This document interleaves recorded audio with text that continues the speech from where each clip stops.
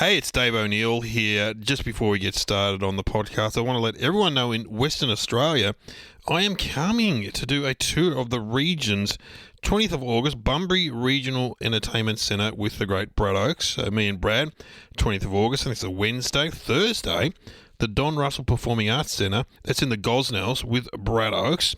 Then I go up to Broome on the Friday night, 22nd of August, Broome Civic Centre. And then Saturday back down to Mandurah Performing Arts Centre with Brad Oakes. That's a Saturday night in Mandurah, 23rd of August. And 24th of August, Sunday night, in the Goldfields Arts Centre in Kalgoorlie. So that'll be a fun tour. If you're in WA, get along. Come up and say hello. Always good to meet some pod fans. Okay, on with the show. What's your go-to karaoke song? Do you have one, or do you sing karaoke ever, or? The reason you're hearing a pause is I'm trying to remember. Yeah, and this is really embarrassing. What? Fly me to the moon and let me play amongst the stars. It's not going to go with the kids, is it? It's a bit of Frank Sinatra kind of. Yeah, Michael Bublé kind of. You know the words. Hold my hand. You know the words, darling, kiss me. That's not going to go down well with the kid, because we had my daughter's 19th party right here in this pub on Saturday night. Oh, really? In the room where we normally record. Yeah. In the bar there. Yeah, well, because my daughter's like, I want to have a party. I want to invite all these people. And then I'm just like, well, we're going to have it at the pub because I can get it for free. You know, we're not doing it at home. That's a good statement. Yeah, because, and you know what? Guess how much they drank. There was 30 of them, including my brother and his kids. Because what generation are they? They're Gen Z. Gen Z, which they're not millennials. They don't drink. They don't drink. Yeah. How much did I have to spend on the bar? For like 30 people. Oh, okay, 300. Yeah, 400. Sorry, I should have gone way over to make your story interesting. And we were all saying, if that was like in the 80s, that would have gone in the first hour. Yeah, I know. You know, the bar's dry. Anyway, so we had karaoke because they just want to get up. They want to sing karaoke. Yeah. And my wife's like, you've got to start it off. Oh, what? I know. What do I? Yeah. Well, my daughter actually sang the first song, and then my wife, you get up there, you get them going. Yeah. And it was like a gothic theme, which was hilarious. So a girl came dressed as a nun. That was very funny. There's a lot of black clothes. So you were standing up there. Anyway, what happened? I had a wig on. Yeah. And she had hang on. Who had a wig on? I had a wig on. Oh, so what were you? I was like the guy from The Cure, with a black wig. The black. Have you got photos? I have got a photo somewhere. Yeah. No. I think you need to put it on the Facebook. And didn't look that good. It was actually a Posh Spice wig that we just adapted, you know. It would have been fun. It was fun. And as Kieran said, she was saying to my daughter, you're lucky that your dad gets into it, because a lot of dads wouldn't. Oh, of course they wouldn't. So I got up there and I sang a Cure song. You know that one that goes, Monday, I don't care about you. Tuesday morning, heart attack. Thursday, I don't. But Friday, I'm in love. Yep. Within about 20 seconds of that starting, it's got too many words. So I just had to keep up. Oh, it's like Friday, Friday was boo. Yeah. Oh no, and the kids were pretty good, but then they got up and the girls would sing Taylor Swift, right? Of course. Then the boys. What do you reckon the boys sing? Justin, no, Kanye.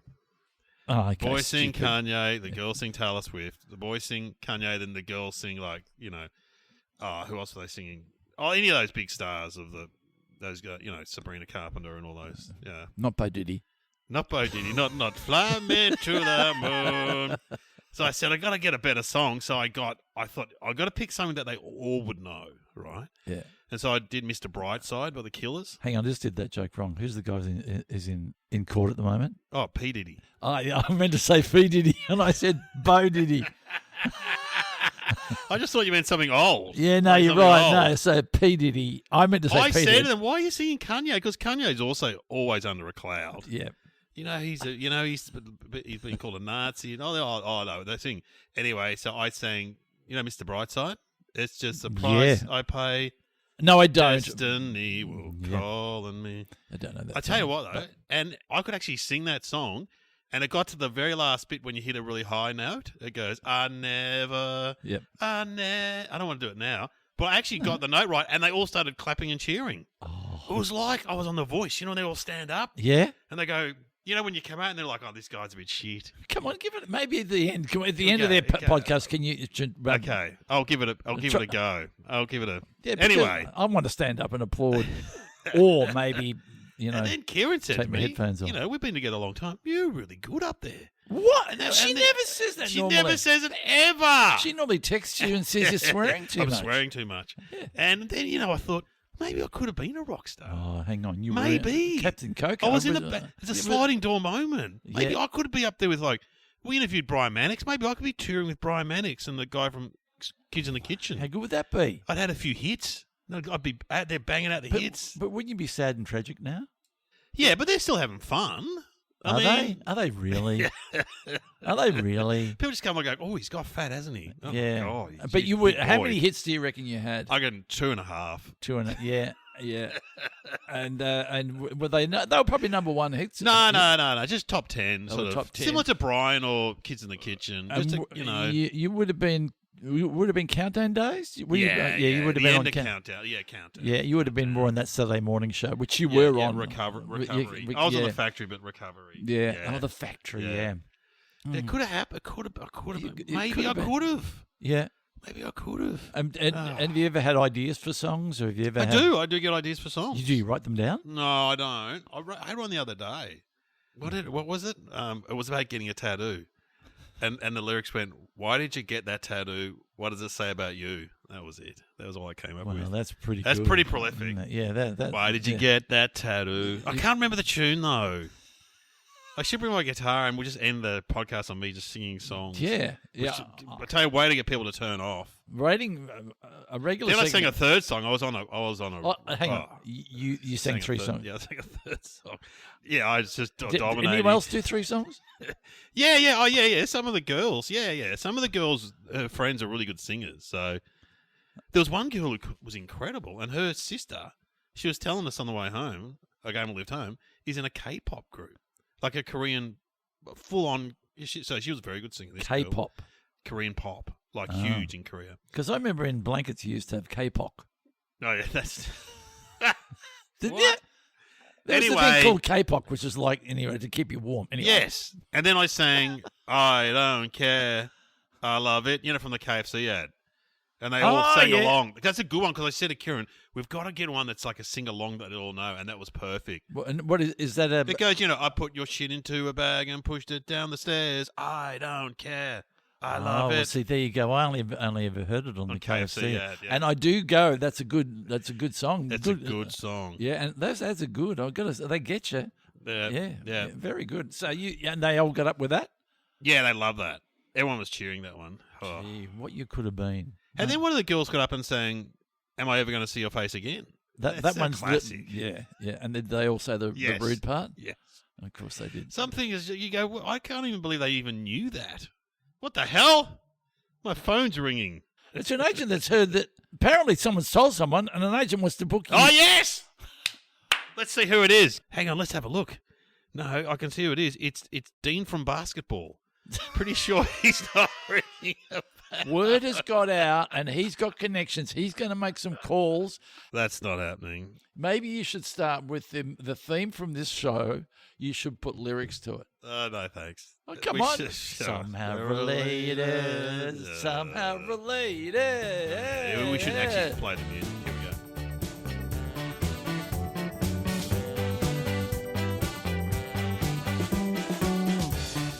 Welcome to Somehow Related. Now please welcome your hosts Glenn Robbins and Dave O'Neill.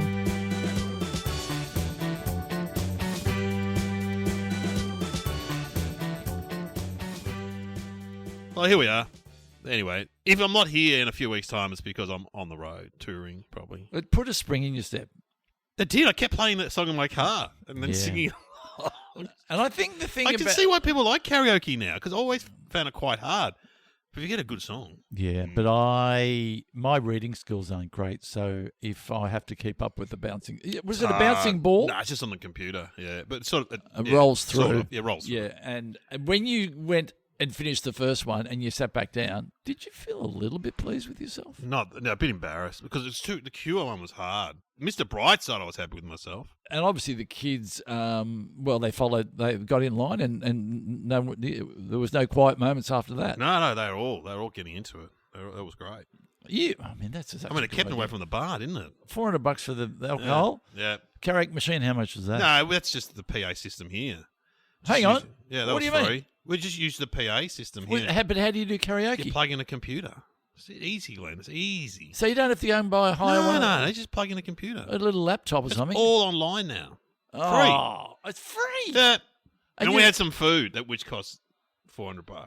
So you're coming in under $1,000. Yeah, it was good. Yeah, so I reckon Hey. if we took calls on this, it probably cost people a lot more money than that in their day. To have like a 19th party. And what was the food like? I tell you what, the vegetarian spring rolls were excellent. They were. I mean, I'm not a big fan of little spring rolls. I love the giant ones, that we talked to Ollie about from Giant Springs. They were really good. How many did you have? 2. Oh, so they were quite a meal. And burgers were good. Were they mini burgers? Or? Yes. Yeah, Good the though. mini burgers are good because you Good. can go to Burger Town without, Yeah. getting indigestion. Sausage rolls, nah, they were obviously just frozen or something. I love a good sausage roll, but nah. And where was the food? In the same room? Yeah, They walk around? They walk around. Right. Oh, they were great. And we had fairy bread and chips and whatever. Yeah. And did you have a cake. Did you have stripper? That's inappropriate, Glenn. They're Oh, all, is it? They're all like uni students. You can't have a Jeez, stripper at a I had a stripper at my 21st. This No, is my brother had a fatagram at his 21st. See, The you 80s. can't. You can't have a fatagram now. No, and what happened? Well, a really big woman turned up and took her clothes off and made him sit on her lap and stuff. Yeah, look, that's. So if we put a fatagram into the Google machine now, nothing would come. I don't know. That's a good question. His 21st, Mark's 21st, was at the Nuttawading Lapidary Club, which is like a rock club, and he got KFC to do the catering. I still remember it. Well, this is really embarrassing. At my 20, because I was quite juvenile, and we made. I can't believe I'm telling this story. We made a fart tape. What is that? That's where you Just people farting. into a cassette On the player. one cassette. And the one cassette, and then so you had a tape. So you just had it primed up. Are you ready to go? Play record. Yeah. Okay, good one. Stop. All right. Oh, you got one too. Here we go. Exactly. And then there'd be a collection of different. So, is it juvenile? Is it inappropriate? Is it wrong? Yeah. Yes. Was it funny? And Yes. did you play that at your 21st? No. Yes. What happened? No. What happened was I got up and made because I was at my 21st. I was in first year drama school. Yeah. So all my theatrical mates came. And it was all very important. So I took myself very seriously. And my brother put the tape on halfway through my speech. That's and fantastic. he wouldn't turn it off.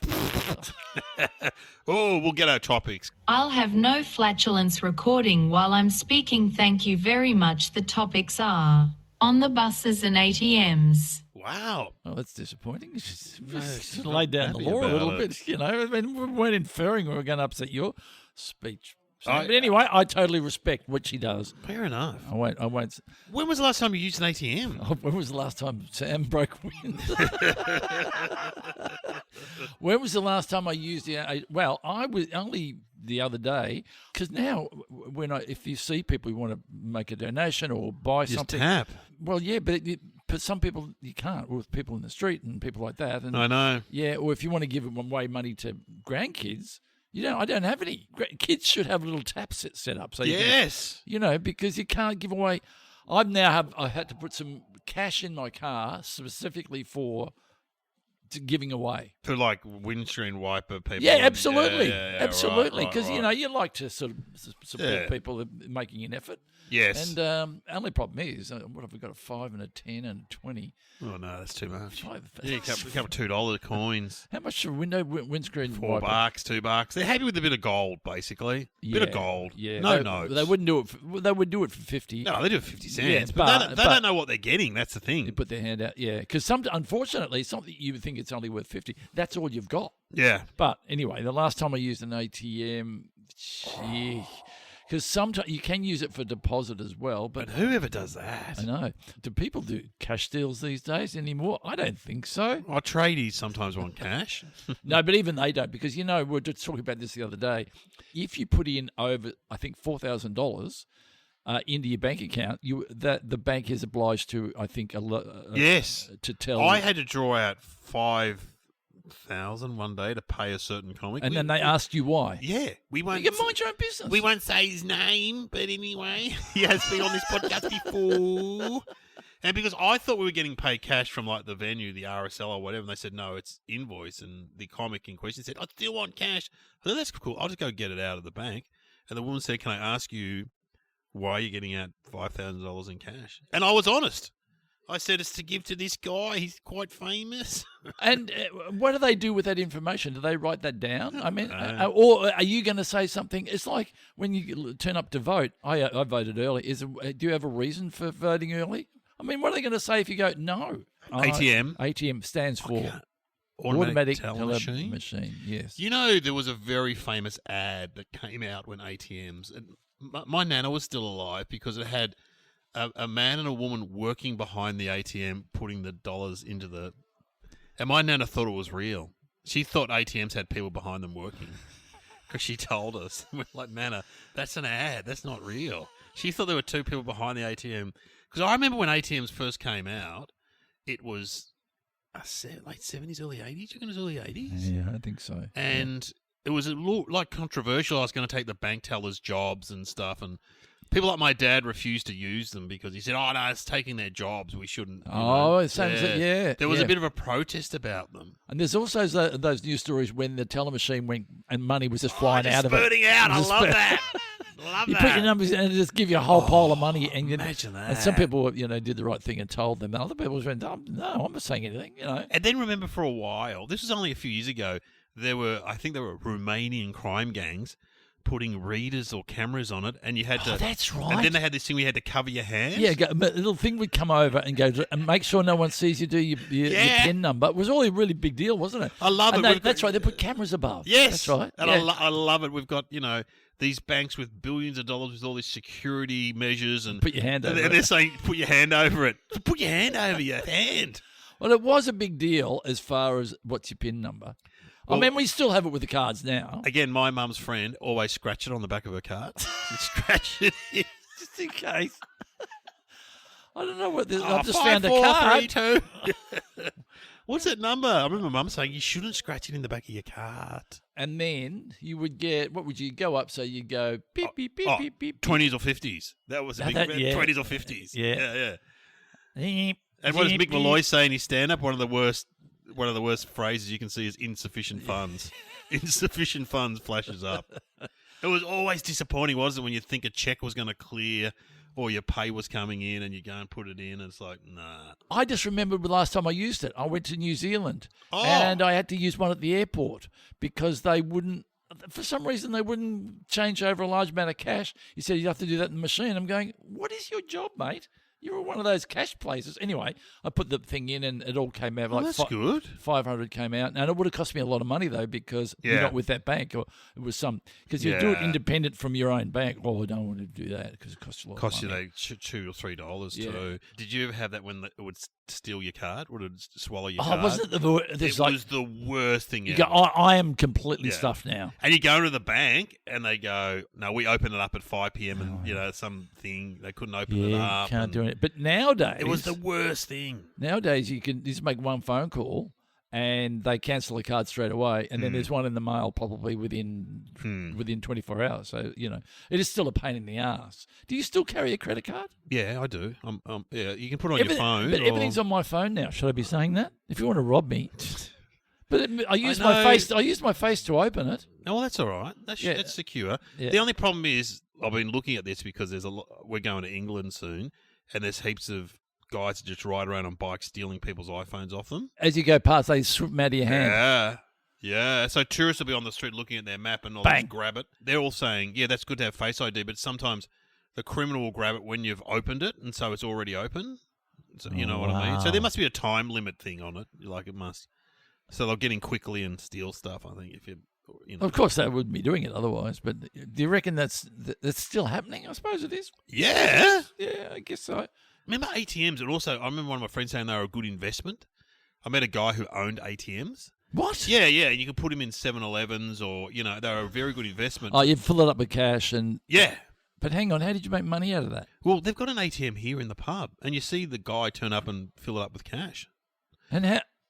Well, you charge. That's a percentage, of course. Of course. But now, ATMs aren't a good investment because they're not that well used, I think. I remember when guys used to turn up with forklift trucks and push them through the wall and try to lift up the whole machine. Remember Yes. that? Yeah. Yes. I mean, hey, Keithy, we've got the forklift ready and we're going to go and push it through the wall and put the ATM on a bloody... A ram raid. Yeah. That's what it was called. Ram raid. There's a lack of cash now in those machines, so it's probably not worth doing. No. It's not worth it doing. would be hundreds of dollars. I mean, ATMs in 10 years' time won't be around, I reckon. This is a horrible thing to say, but do people still rob banks?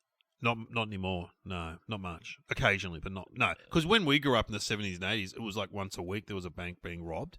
And also payroll robberies where the armor guard van would drive into the factory with thousands and thousands of dollars of cash to pay everyone, and they would get robbed. But now, again, there's armor guard vans, but I don't think they have that much cash in them anymore. I would go in there and go with a gun and go, okay, I want you to make a transfer into my account. Make $1 million, put $1 million in my account right now. The tap and go robbery. Yeah. Yeah. I think it's all online robbery now. Somehow. How are you going with the tapping? Oh, I don't mind. I don't know where to tap those sometimes. I don't. No, top of the machine. No, on the glass. No, on the side. Yeah, the side ones throw you, and then it's like you do. Sometimes I just stick it in. I'll just stick it in. Because I remember that there was a time that was tap, and then there was a time that it was rub. Do you want me to rub it or you want me to tap it? I know. Because rub was the first thing you used to do. On the glass, on the top, on the side, and swipe it. Remember swiping? Oh, that's right. Yeah, and then you have to. Was the card the right way? It was the wrong way. Yeah, upside that one, down. the clunk one, the big clunky. Shunk shunk. Yep. Oh, it's going back. That's going back. And you'd get a recit, which was actually a bit of paper. Yeah, like a carbon. Yeah. Thing. Oh God, you're taking me back now. Oh. Yeah. We talked about ATMs. We have talked about them a fair bit. Should we talk about on the buses? Yeah. Yeah. On the buses. Now, I remember Dad loving it and us sitting around. It was a sitcom. Yeah. British sitcom. I never saw an episode. What? You've never seen on the buses? Look, I probably have, but I don't reckon that was not big in our house. We're more of a Dick Emery, Benny Hill family. I'll get you, but I'll get you. What was his name? There was a bad guy with a Hitler moustache. There was Blakey Butler. I get you. I only know it because I copy Tony Martin when I do the impersonation. I'll get you. Yeah, he talks about it on the buses on Sizzletown. I'll get you. I'll get you, Butler. I'll get you, Butler. And Olive, she was like the long-suffering wife of one of them. And she was meant to look ugly. And then I remember in New Idea, they did an expose where she's actually a model. She's very attractive. Oh, really? But they uglied her up for the TV show. Long-suffering. Reg Varney. That's it. Reg Varney was the main guy. Now, did Reg Varney... Was it that the only show he was in? Or was he in... Was he in the Carry-Ons? Yeah, I think he might have been. But that era had some... And that era was what? 70s? I reckon late 60s into the 70s. Yeah. So there was Dad's Army, which was very fun. I love Dad's Army. Yep. Then there was later on, Some Mothers Do Have 'Em. Oh, yeah. Betty. Everyone could do an impersonation. Catstone whoopsie on the Malcolm mat. You know the guy that used to run the ABC? I can't remember his name, but I met him at Spicks and Specs. He was the number one guy. His father-in-law was Michael Crawford, which is Betty. And so Betty. And so I would see him at Spicks and Specs, and I eventually said, "So is it true you're married to Michael Crawford's daughter?" And he goes, "Yes." And I'm like, "So do you ever talk about Some Mothers Do Have 'Em?" He goes, "Yeah, I do actually, because if you watch Some Mothers Do Have 'Em, Michael Crawford does that amazing roller skating scene, and he's actually doing his own stunts. It's incredible. When he roller skates down the hill out of the roller skating rink and down a ramp, amazing. It was fantastic. Mark Mitchell's son, Reese Mitchell, went out with Jack Lemmon's granddaughter. Jeez. Because when we interviewed Mark Mitchell on this very podcast, he contacted him, and we were talking about Jack Lemmon. Yes. I think I don't know why we were, but on the same. But he texted me and said, "Did you know I went out with the granddaughter?" So it's amazing that. And was this guy at the ABC? Was he a little bit? I don't really want to talk about this, or was he kind of proud of it? He was all right, actually. He was all right. I mean, that's the thing. If you're if your father-in-law's the bloke from Some Mothers Who Have Them, I mean, that's worth talking about, isn't it? Yeah, 6 degrees of separation or whatever It's it is. like when I, interviewed those guys and his father-in-law's Lionel Richie. Yeah. The guy from Good Charlotte. But it's that thing. He's all shitty about it. But the thing is, you think they must get sick of talking about it. It's like when I met, what's his name? James Bond. James Bond. I said, George Lazenby. Don't talk about James Bond. Within 30 seconds, I was talking about James Bond. And then he told me the whole story. It was like, surely he's sick of telling that story. Nah, I love it. Maybe it didn't get out much. Well, I mean, someone put a reel on Facebook, our Facebook group, and have a look of you at the Surf Classic, and you just bust out a bit of Russell Coit. Yeah, there's some blokes interviewing you. Some guy. Oh, yeah. That was Vaughan Blakey. Vaughan Blakey. I met all those guys up in Queensland. The Mick Fanning. You don't want me to tell the Mick Fanning story again, where I stayed at his house and slept in his bed? No, someone has just put on Facebook that he sold that house. He has sold that house, and I'm going up there in a couple of weeks. But you're right. Who's the guy interviewing you? Vaughan Blakey. Is he a former surfer, or his brother Ronnie Blakey is like kind of the number one commentator, and he gets his brother involved. And I met them up on. I met Vaughan in the toilet at the Mick Fanning Classic. Anyway, so when I went to the Bell's comp, I got a tap on the shoulder and said, "You got free tickets. You got to sing for your supper." No, I was more than happy to be interviewed. And then they said, "Can you do a dance at the end?" Yeah. And I said, "Can I ever?" Well, normally I wouldn't. Normally I'd go, I don't want to, but for them, I'll do anything. I love all the guys who rip cool. Well, there you go. You're like, you don't talk about Russell Court. You were doing it for everyone. Everyone's clapping along. I didn't know that you were actually in the Bells Classic at one time. You competed, he said. There was a celebrity event. Oh. So, had those celebrity Grand Prix. Yeah. Well, there was a celebrity event. Yeah, and I competed, absolutely. Who else was in there? Grant Denyer? Oh, well, our mate from the rowing team. What's his name? Tompkins. From the Awesome Foursome. Awesome Foursome, he was in it. And some footballers and me, and, I didn't get many waves. And I was surfing pretty. Dermot, yeah, he's a good surfer. I just picked that out of the ether. I just assumed. Oh, he'd be really? a surfer. Well done. Yeah, he would have turned up. What's his name? David Rain. Oh, yeah. David Ray from Sweet and Sour, Oh, the drummer. Sweet and Sour? He was in Sweet and Sour. Yeah, I'm sure he was. Yeah, the ABC show. But he was on that morning show for a while. Strain Crawl was kind of a surfy band, weren't they? Oh, absolutely. And his brother David would occasionally play. So he was on Sweet and Sour. Is that the name of the band? Yeah. But that was a TV show. But David Rain's brothers, James Rain, obviously. And they're all from the beach, aren't they? I talked about in the interview that I had surfed out at Bell's Beach with, can't remember his name now, doesn't matter. I've surfed out there with legends, and am I a legend? Probably. Okay, if you want to call me a legend, you can. Wow. Yeah, I've done it all. I've lived a life. I just write my book. What's this got to do with on the buses? Hey, you know who we should talk to? Tony Martin. Because he is an on the buses expert. I remember him. He's encyclopedic. I've said to him before, Tony, the amazing stuff you know. He knows about our careers. I know. Let alone, If you want to know something about what's happening in comedy, go to Tony, and you don't get it past Tony. If you sneaky try to steal a bit of material, he'll know. Oh, he'll know. Know. Yeah. Let's call Tony Martin.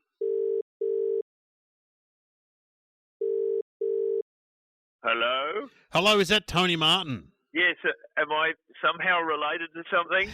How did you know? He knows. He just knows Tony Martin. Yeah, it's Dave O'Neill and Glenn Robbins. I can't believe Tony. It's Glenn Robbins again. I can't believe you're like psychic or something. We were talking about. Can we say we were talking about, Dave? Yeah. Of course we can. About on the buses. And then, Oh, my God. And then we were saying, who the master of on the buses is, Tony Martin. You must be psychic. I can't believe there is another podcast that talks about on the buses. Oh, there you go. Yeah. I think I spent about 5 years talking about it on Sizzletown because I sort of said as a joke I was going to watch every episode, and then everyone on the internet went, well, you've got to do that now. And then I looked up how many episodes there are, and it's like 7 series.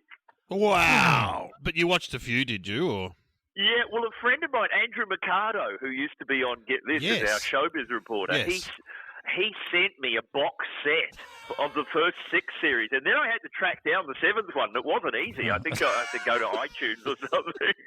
And what does it stand? Because I loved it as a kid. Does it stand up, Tony? Or I loved it as a kid as well, but it really doesn't stand up. Oh. Because you know what it is? It's because when you're a kid, you remember Blakey as being the bad guy. Yeah, He's got a Hitler moustache, and he's the sort of, the scourge of the two heroes. But now, the way it plays now, the two main guys, Reg Varney and Jack, just seem like incredible sleazebags. And Blakey is actually quite a gentleman. You know, you side with Blakey now. It's very odd how history has changed the things around. And Olive, I remember Olive. What was her status? Yeah, Olive was sort of Reg Varney's sister, and they all lived together in this very depressing sort of Mike Lee style realism house with, and then there was Michael Robbins, the actor, was Olive's husband, who was just horrible to her. Shut up, Olive! That's just right. Constantly berating Olive. And what I noticed, and I played clips of it on Sizzletown, and I think people thought I'd fake these up, but as the series went on, the audience laughed less and less and less, and they obviously can't bring themselves to add fake laughs. So there'll be sometimes like 11 or 12 minutes without a laugh, and you're going, oh, is this when, you know, it became fashionable to not have a laugh track? And then suddenly there'll be a laugh, and you'll go, oh, my God, the audience have been there the whole time. Were they getting poignant like MASH, or it just wasn't funny? It was just grimmer and grimmer as the series went on. And I actually I found something I'd forgotten, is that back in the days of the old D-Generation breakfast show on Eon FM, I'm sure you guys are old enough to remember that. Yeah. I remember that. I had done a serial called On the Longboats, where I'd done the cast of On the Buses in a Viking saga. Oh, right. And I found it on an old cassette, and I've actually uploaded it to the Sizzletown YouTube channel, and it is bizarre listening. Like, it barely made sense in 1989, but now it's just completely mystifying. Well, and so can you do any of the voices? You can do the voices then. Oh, yeah, I did all the voices. So it was like, he was like, what are you talking about, Butler? He's like this. And then Blakey's like, come on, Stan, we got a couple of birds, a couple of smashing birds coming round.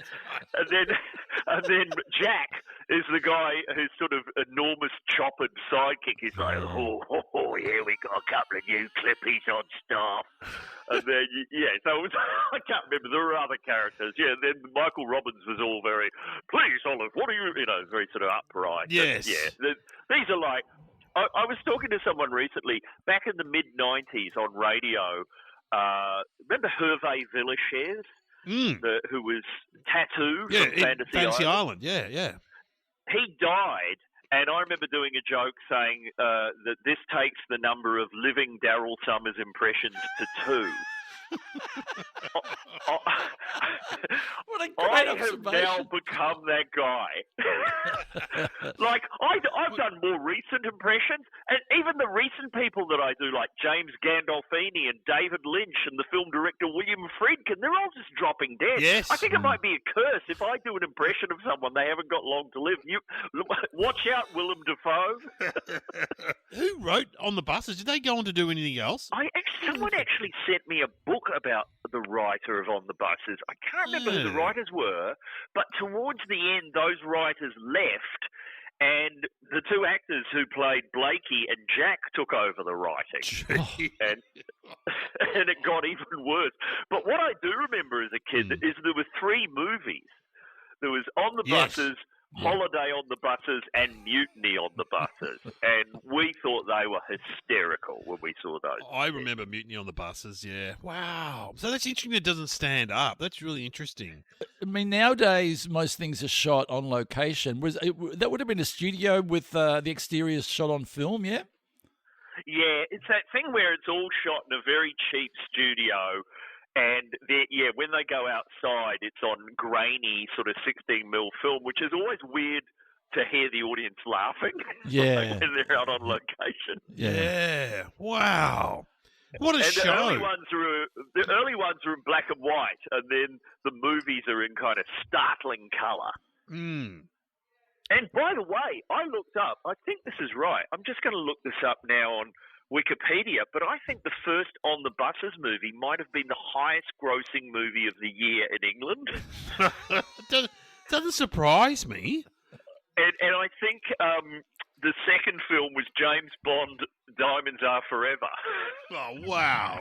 Yeah, that's correct. Yeah, On the Buses was the biggest film of the year, the first one. What sitcoms were around at that time? Was like Dad's Army, the same era? That would have been the same era, sounds about surely. Right. Dad's Army was, Yeah, when I was a kid, so I would have been about 5 or 6 when it was on. And in our house, I remember Dad's Army, the Two Ronnies, Morecambe and Wise on the buses. Probably a bit later than that, Frank Spencer, some mothers do have them. But all of the things I've just mentioned hold up. Like Dad's Army is a fantastic show. Really fun. I've watched one of them recently, and they're really funny, really good. You know, that's what I wondered about on the buses. Yeah. No, it hasn't really stood the test of time, I'm afraid. I saw something recently where there was a girl fixing up the numbers on the front of the bus, and Reg Varney and Jack Harper were just standing there looking up her dress. Yeah. That's right. That is the opening scene. Yeah. That is the opening scene of the On the Buses movie that we just described as the highest grossing film of the year. It's just a front-on shot. There's not even an establishing shot of a building. It's just a shot of a woman in a really short skirt, sort of up a ladder. And into frame come Jack and Reg Varney, and they're just like, as they're coming into frame, you can hear this sort of lecherous laugh.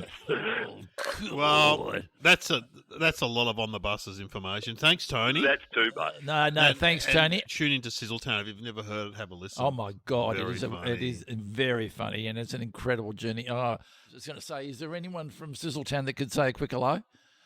What about... I'm trying to think who hasn't died. Obviously, we're now having to call people in the afterlife to speak to them, like some of our celebrity guests. Oh, my favourite was the guy that was the whingy guy. Oh, the character called the Hater. Yeah, the Hater. Yeah. He just goes, "What the fuck are you still doing on here?" And someone pointed out to me that it's a borderline Julian Clary impression. Julian Clary was like, "Hello, you somehow related. I do like." Yes, I love a warm hand on my entrance. That was his opening joke. Exactly. What journey are you on with this episode? Oh, sorry. What are you trying to get to? Okay, so the connection, we're trying to work out the connection between, and if you know it, that would be handy, on the buses and ATMs. Have you got any idea what the answer is? I actually do know the answer. Oh, this is good. This is good. Well, tell us. What is it? But if I say it, will that spoil the episode? No, we just tell people have done it before. And we do it. We talk to our helper Sam, and she's very impressed if we have. Yeah, go on, tell us what is the connection. Ross Noble actually revealed this on an episode of Get This. It was that Reg Varney, who played the main character Stan in On the Buses, was the first person to use an ATM in England, and I think he sort of might have been ahead of the Queen in the queue. Like there was a big sort of thing of who's going to be the first, because these incredible new things, ATMs, who's going to step up and use the first one, and it was Reg Varney. Wow, that's how big he was. That's the connection. That must be the connection. You would have laughed, wouldn't you? Well, I only know this thanks to Ross Noble, who, by the way, knows way more about On the Buses than me. In fact, I remember he came on our radio show and said, there was another show called The Bottle Boys that was like a sort of, I think it might have been written by the same people, and it was about maybe milkmen, and it was very similar. Yeah. And he sang the entire theme song from memory. Jeez. Ross, well, he's a listener, so hello to Ross. That's great information. So that must be the answer, Glenn. Well, happy we'll find out. Thank you so much, Tony. Tony Martin. Thanks, guys. Love the show. Okay, well, Tony's got the answer, I think, but we should have some thinking music. Have some thinking music just to pretend that we're thinking about the answer, even though we've got the answer. And I reckon we should have the theme from On the Buses. Oh, that is I love the theme from On the Buses, but that might be copyrighted. We could play the ATM Kit Kat ad, where my nana thought this was real.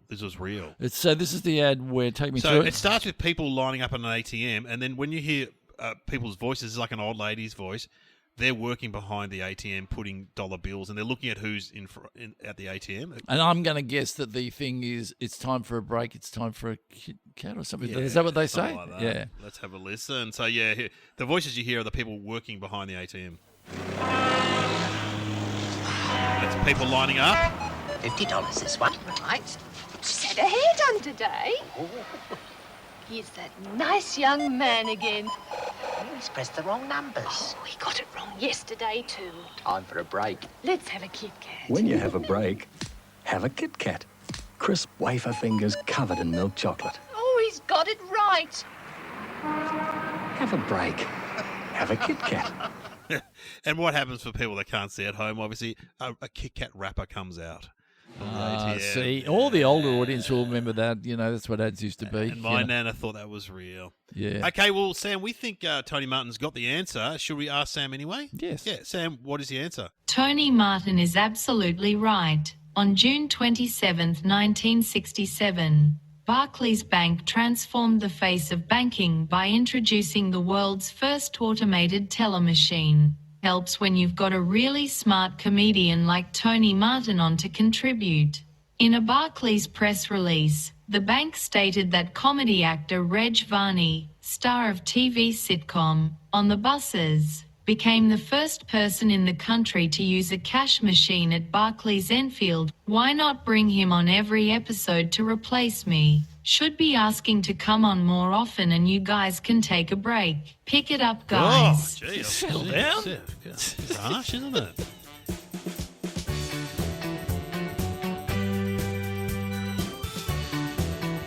You have been listening to Somehow Related with Glenn Robbins and Dave O'Neill.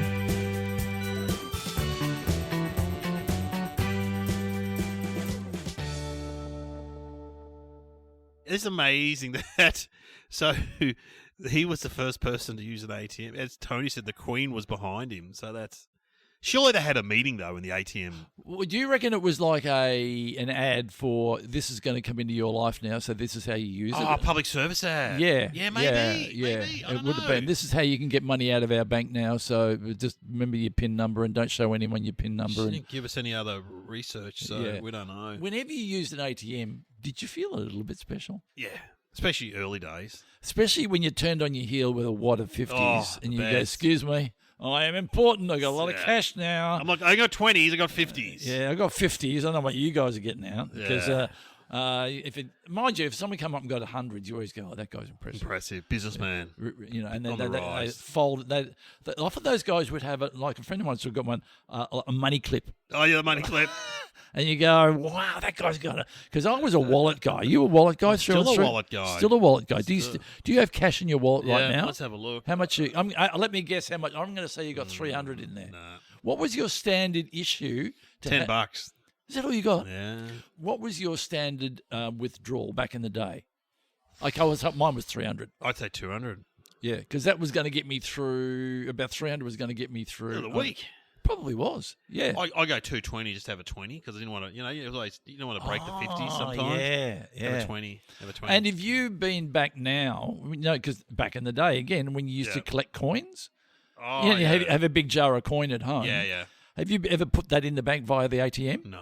Very satisfying. Can you do that? A little thing opens up and a tray comes out and you pour it all in and it goes into this shake thing. Really? Yeah, and if you've just inadvertently thrown in a couple of washers or a couple of bit of New Zealand money or a bit of Spit it out. Fiji money, spits it out. Yeah. It's very clever. Can you still do that? You can still do that. Mind you, it's the ATM behind the glass door at the Commonwealth Bank. Yeah, that it's one. not one in the street. It's not your average one in the street. You've got to go to the special machine. Glass door one. And I felt quite embarrassed. I felt like it was the 1950s. I would turn up because there was when I was cleaning out my cupboard, I found this big jar of money, big jar of coin, and I turned up there standing in the embarrassingly, and then you got to shake it all out. And how much did you get? About $80. Oh, worth that. And you feel like $80 for nothing. Yeah, You that's go, great. That's nothing. It just makes you feel good. Wow, what an episode. Okay, I've got to hit my last note in my karaoke Oh, I forgot song. about that. Here we Yes. go, here we go. Yeah, hang on. Okay, hang on. No, are you going to just hit the note or are you going to lead into it? It goes, it's a price I pay, destiny is on its way, open up my eagle eyes. That's just the price I pay. Then it goes, and then he goes, I'm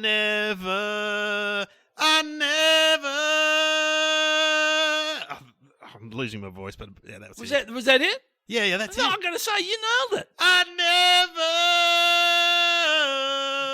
Captain Coco, gee. everybody on the bass, which is How Dave embarrassing. O'Neill. No, you've got some timber. There's some there. pipes. Yeah, get some pipes going on there. And I can see man. you arched your back and you flexed up because I've sat next to John Farnham when he sung. Oh, similar. Very, very similar. You're the Whoa. voice trying to understand it. I got to go. Brian Mannix is ringing me.